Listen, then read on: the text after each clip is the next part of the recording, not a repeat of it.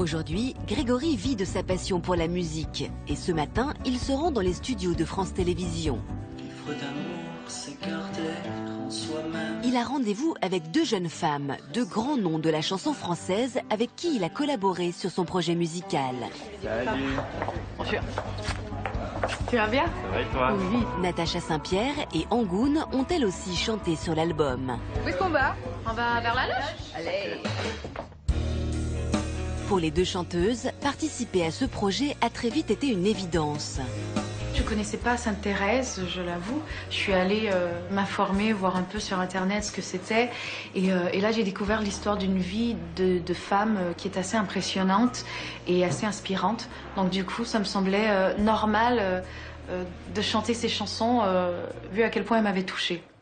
Et avec son caractère, Grégory a tout de suite su séduire Angoune et Natacha. C'est quelqu'un de très timide déjà, donc on peut pas dire qu'on connaît Grégory très vite, mais en même temps, il est d'une grande générosité. Du coup, on se sent tout de suite à l'aise.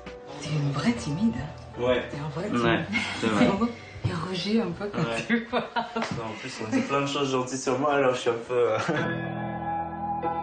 Quand on m'a annoncé que c'est Natacha qui allait reprendre la plus grande partie des musiques, déjà j'étais très heureux parce que moi je ne connaissais pas, j'aime beaucoup sa voix, voilà, elle a une belle carrière et donc j'étais vraiment très heureux.